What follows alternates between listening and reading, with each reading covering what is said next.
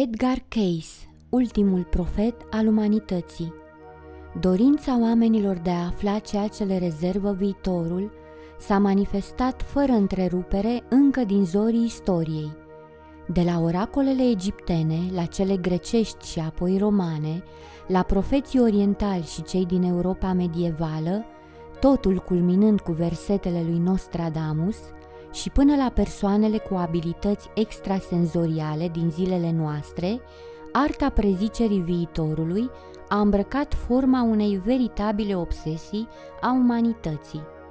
Și totuși, în plin secol 20, într-o epocă a științei în care superstițiile și ocultismul nu își mai găseau locul, un om șoca o lume întreagă prin prezicerile sale. Numele său era Edgar Cayce. Cayce s-a născut în martie 1877 într-o familie de fermieri săraci din statul Kentucky și, până la vârsta de 7 ani, nimic nu anunța capacitățile sale ieșite din comun. Abia după această vârstă, copilul începe să le povestească părinților săi despre viziunile ciudate pe care le avea și despre capacitatea sa de a intra în legătură cu persoane decedate de curând. Nimeni nu-i dă atenție însă, iar părinții, preocupați mai mult de starea financiară precară a familiei, îl sfătuiesc pe acesta să citească Biblia, lucru pe care Edgar îl va face pentru tot restul vieții. În fapt, viitorul prezicător declara în repetate rânduri că obișnuia să citească Noul și Vechiul Testament o dată pe an. Lipsa banilor îl oprește pe Cayce din studii după numai 8 clase, studii considerate suficiente de altfel pentru copiii familiilor de fermieri și muncitori de la sfârșitul secolului al XIX-lea. El se angajează într-o librărie de carte, acolo unde încerca să procure mijloacele materiale necesare pentru întreținerea propriei familii. Edgar nu mai pomenea despre viziunile din copilărie și totul curgea spre o existență banală, în care singurul scop erau banii și subzistența. Avea să vină însă momentul adevărului, atunci când la vârsta de 23 de ani, tânărul american, acum un comis-voiajor, își pierde vocea din cauza unei misterioase crize de laringită. Nevoit să renunțe la serviciu din cauza afecțiunii care refuzase să treacă după mai multe luni de suferință, Cayce accepta invenția unui medic ambulant, ale cărui tratamente se bazau pe hipnoză. Ceea ce a urmat avea să-i șocheze pe martorii evenimentului. Nu numai că tânărul vorbea normal în timpul stării de transă, dar și-a prezis singur tratamentul, acela de a crește presiunea sanguină din zona gâtului și, mai mult, s-a autovindecat în văzul a 10 de persoane după ce și-a concentrat nivelul sanguin din laringe până când pielea căpătase, conform martorilor oculari, culoare roșu aprins.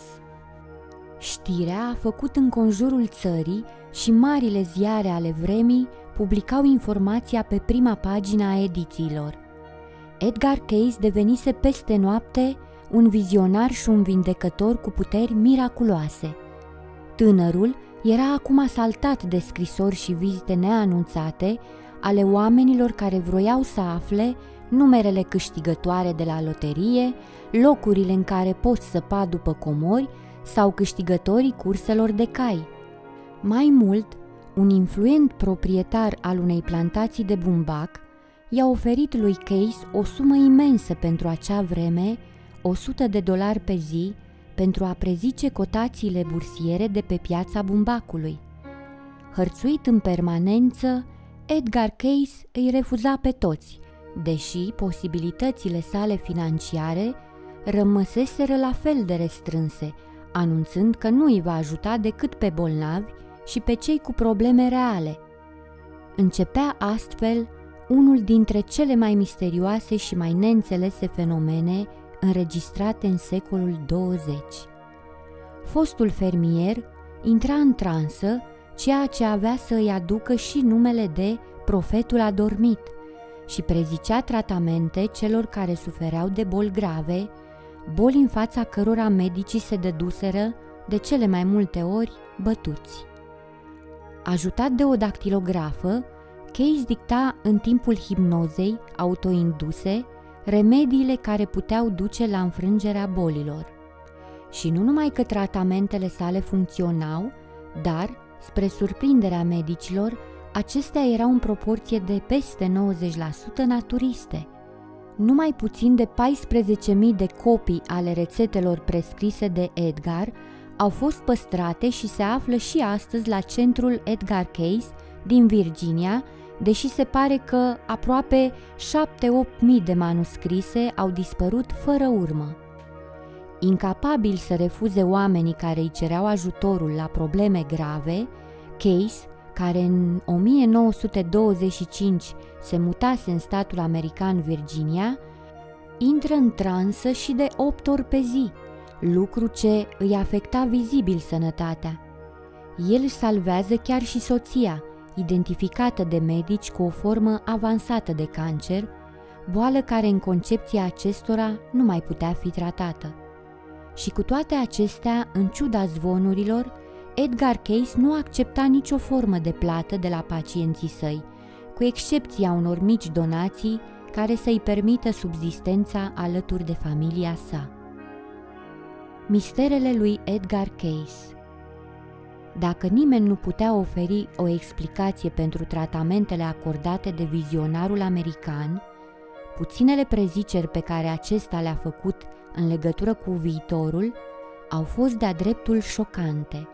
Astfel, Cayce prezicea începerea celui de-al doilea război mondial, ascensiunea lui Hitler, căderea comunismului, asasinarea președintelui Kennedy, independența Indiei și apariția statului Israel pe harta lumii, evenimente confirmate de trecerea timpului, dar și întâmplări care merg mult mai departe în timp.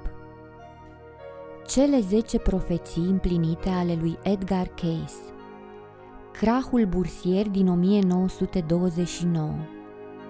Oricât de ciudat ar părea modul în care Edgar Cayce își obținea informațiile, multe dintre profețiile sale care priveau viitorul imediat s-au îndeplinit. Astfel, în 1924, el a anunțat apropiata criză financiară ce avea să zguduie Statele Unite, sfătuindu-și clienții în ce domenii să investească. Mulți nu l-au luat în seamă pe Edgar Cayce, trezindu-se ruinați în urma crahului bursier din 1929. Al doilea război mondial.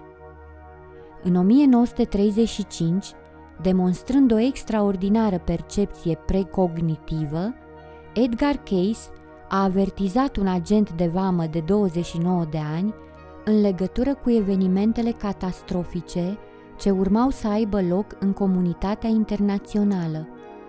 Ca răspuns la o întrebare în legătură cu afacerile mondiale, citirea a descris o întreagă lume de război. Apariția misterioasă. Născut în apropiere de Hopkinsville, statul american Kentucky, pe 18 martie 1877, Edgar Cayce a avut o copilărie cât se poate de normală.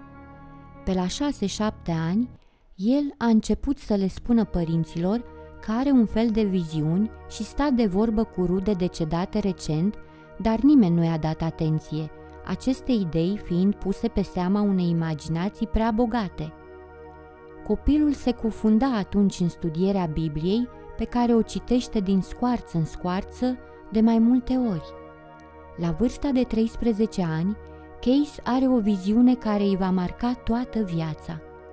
Atunci i-a apărut o femeie foarte frumoasă care le-a întrebat ce își dorește cel mai mult în viață. Adolescentul a răspuns că ar vrea să-i ajute pe ceilalți, în special pe copiii bolnavi, ceea ce s-a și întâmplat însă mult mai târziu. Efectul imediat al misterioasei apariții a fost acela că Edgar nu a mai fost niciodată nevoit să-și bată capul cu lecțiile, doar dormea cu capul pe cărți și a doua zi știa totul. Cu timpul însă, acest dar s-a estompat. Inversarea polilor Pământului. În anii 1930, Edgar Cayce a afirmat că va avea loc o inversare a polilor și un nou ciclu va începe odată cu intrarea în noul mileniu, ce poate culmina cu evenimentele catastrofice pe întreaga planetă. Se pare că ne aflam chiar în miezul profeției, în plină desfășurare a ei, pentru că această oprire a mișcării Chandler nu are cum să fie definitivă, urmează deci să apară o încercare a planetei de a-și regăsi balansul pierdut momentan. Probabil că perioada care vine se va întinde pe mai mulți ani. Unirea companiilor de comunicații. Următoarea citire din 1929 este foarte interesantă și este despre unirea marilor companii de comunicație. Aceste fuziuni chiar au avut loc. Întrebare: va avea loc fuziunea companiilor de comunicare în 1928, american Tel & Tel, Int Tel & Tel? Răspuns: aceste combinații ale forțelor comunicative, după cum se arată ele, vor avea loc. În legătură cu momentul sau modul în care vor avea loc, trebuie avute în vedere condițiile ce previn o asemenea fuziune acum. Nu numai că există unele legi ce trebuie schimbate, însă multe dintre marile companii se moștenesc. Va exista o schimbare graduală în același fel și mod în care companiile de transport au ajuns sub aceeași directă conducere fizică. A existat o comunitate de oameni numiți esenieni. Edgar Cayce a descris esenienii cu multe detalii, cu mulți ani înainte de descoperirea manuscriselor de la Marea Moartă, texte atribuite unei secte foarte puțin cunoscute la timpul acela, ai căror membri erau numiți esenieni. Primul dintre manuscrisele de la Marea Moartă a fost descoperit în anul 1947, la 2 ani după moartea lui Cayce. Cayce a menționat esenienii în 171 de citiri diferite. Atlantida regăsită. Previziunile lui Cayce s-au dovedit de o precizie uluitoare și în domeniul arheologiei, vestind, spre exemplu, descoperirea manuscriselor de la Marea Moartă din 1948, cu 10 ani mai devreme. De altfel, profetul care era pasionat de Biblie a povestit o mulțime de lucruri despre vremea în care a trăit Isus, în timp ce le descria unor clienți ai săi viețile lor anterioare.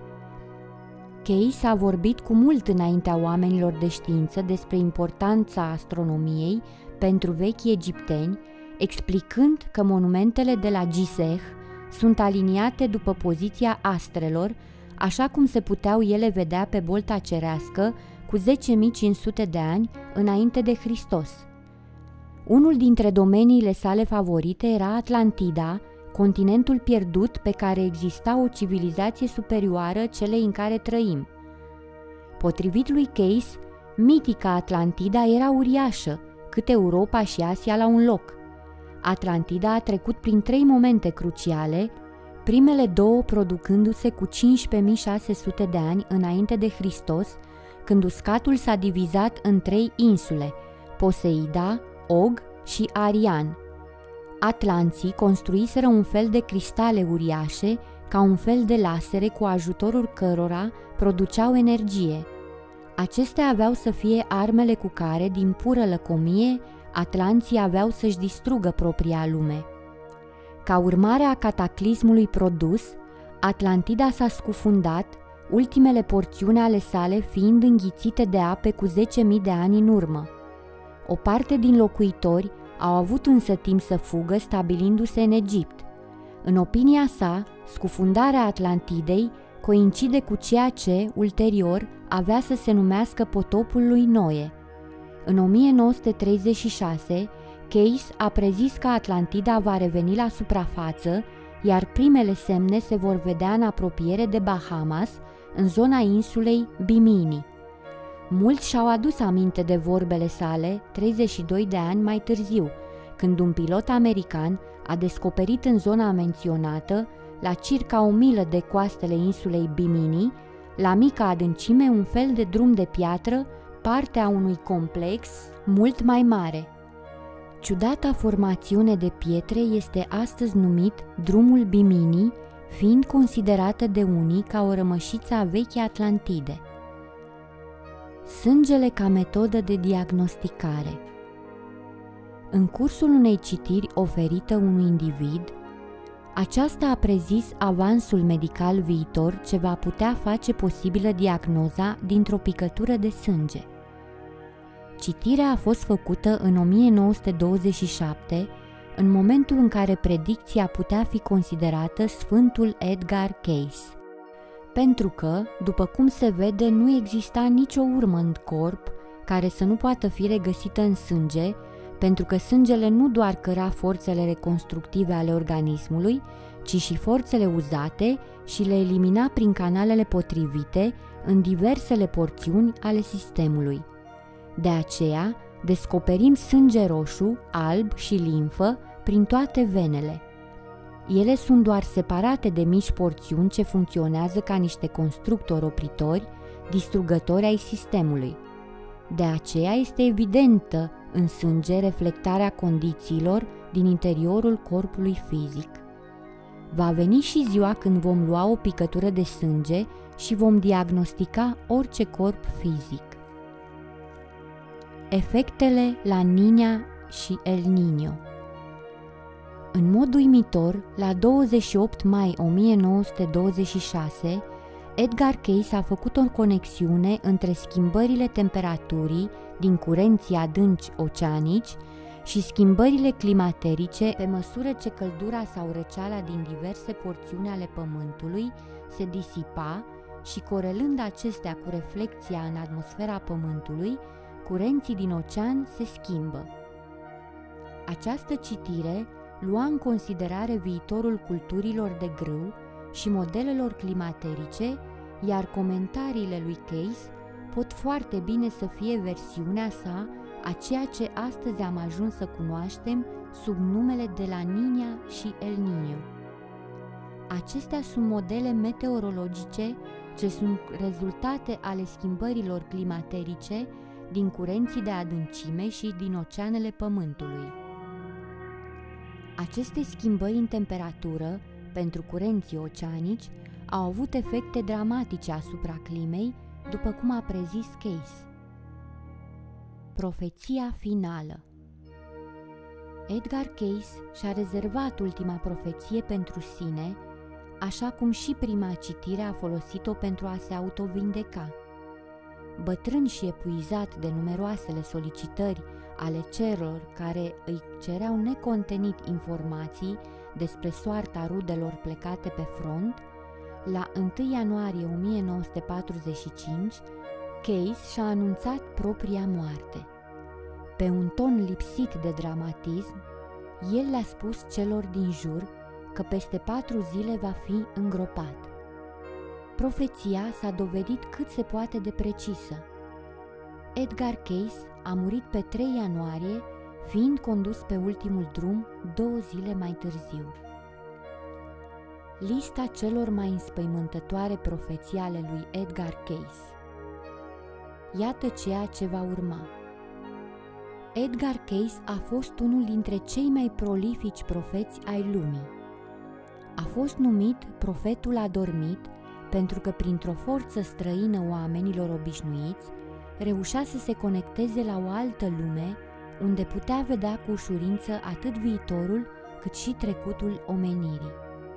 Numeroase dintre predicțiile sale s-au îndeplinit întocmai, fapt pentru care a ajuns și a rămas în centrul atenției publice chiar și în ziua de astăzi. Cayce a devenit cunoscut în ultima perioadă a vieții sale datorită profețiilor sale, cu toate că acesta scria materiale despre teologie sau medicină. Scepticii susțin că abilitățile de medium ale lui Cayce pun sub semnul întrebării răspunsurile sale cu temă religioasă. De-a lungul timpului, Cayce a făcut mai multe previziuni despre viitorul apropiat sau îndepărtat al lumii. Unele dintre aceste previziuni sunt de-a dreptul șocante, altele mai puțin. Pentru că profețiile sale sunt de-a dreptul fascinante, am alcătuit o listă cu cele mai importante evenimente pe care le-a prezis Case pentru lumea întreagă. Temperaturile vor crește constant în Antarctica și Arctica, cauză pentru care se vor trezi numeroși vulcani de pe glob. Vor urma erupții așa cum nu s-a mai văzut niciodată. Cea mai mare parte a Europei se va schimba într-o singură clipă. Sudul Canadei nu va fi influențat de schimbările prin care va trece Terra. Japonia se va scufunda, cea mai mare parte de coastă din SUA se va regăsi pe fundul oceanului. Lumea întreagă va avea de suferit. Porțiunea superioară a Europei se va rupe de restul continentului și va migra spre SUA. Se vor naște mulți profeți falși care vor provoca panică în lume cu profețiile lor eronate. Aceștia se află în slujba întunericului și prin faptele lor nu fac altceva decât să pregătească lupta finală, adică Armagedonul. Soarele își va pierde din strălucire și atunci oamenii își vor pierde drumul spiritualității. O singură stea de pe cer va indica drumul spre lumină. Cele mai multe dintre modificările de pe Terra vor fi influențate de ciclurile prin care va trece Soarele. Edgar Cayce anunța producerea în viitor a unui puternic cutremur care va duce la scufundarea întregului stat California sub apele oceanului. De asemenea, vizionarul prezicea apariția unor cataclisme care vor modifica radical harta lumii, precum și izbucnirea unui al treilea război mondial care ar urma să pornească din Orientul Mijlociu. De menționat că toate aceste preziceri au avut loc între anii 1925 și 1945. Dar ceea ce a șocat cel mai mult au fost informațiile lui Cayce despre trecutul omenirii.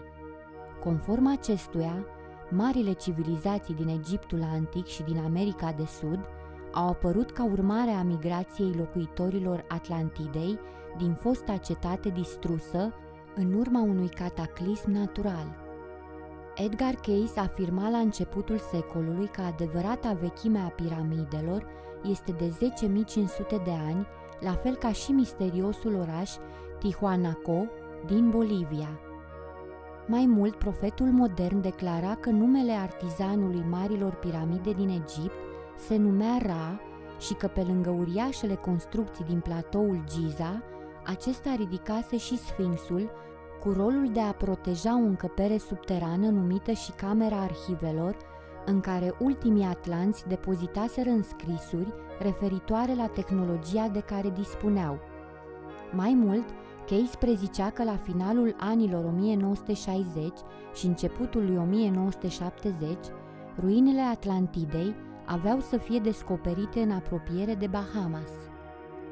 Ca o coincidență, în 1968, scafandrii americani identificau, la o distanță de câțiva kilometri de țărmul insulelor din arhipelagul Bahamas, formațiuni de roci asemănătoare unor ziduri rectangulare create în mod sigur de o civilizație dispărută.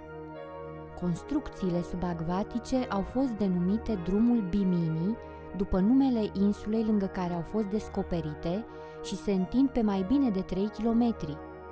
Nici până astăzi arheologii și oamenii de știință nu au ajuns la un acord cu privire la originile formațiunilor de roci, la vechimea acestora și a presupușilor lor arhitecți. În ceea ce privește vechimea piramidelor egiptene, dacă la vremea sa Cayce era luat în râs pentru previziunile pe care le făcuse pe marginea acestora, astăzi tot mai mulți arheologi înclină să îi dea dreptate. Poate că cel mai aprig dintre aceștia, belgianul Robert Bouval, susține că atât vârsta Sfinxului, cât și cea a piramidelor, este cea indicată de vizionarul american, aducând în favoarea teoriei sale mai multe argumente. Bouval susține că evidenta eroziune verticală a Sfinxului nu poate fi cauzată decât de ploi abundente, o acțiune a vântului ducând inevitabil la o eroziune a calcarului pe orizontală. Iar ultima dată la care ploile erau atât de puternice încât să erodeze o statuie de dimensiunile Sfinxului nu a existat mai devreme de acum 10.500 de ani. De asemenea, poziția piramidelor din Giza se suprapune perfect pe cele 3 stele de centura constelației Orion, așa cum arătau acestea în urmă cu 10.500 de ani. Ultima și cea mai disputată previziune a lui Edgar Cayce este cea privitoare la camera subterană aflată între labele din față ale Sfinxului. Testele sonice efectuate asupra calcarului din sol au confirmat că în zona indicată de americani existau mai multe goluri legate între ele prin posibile tuneluri, dar nu au putut aprecia dacă acestea sunt formațiuni naturale sau au fost create în urma activității oamenilor.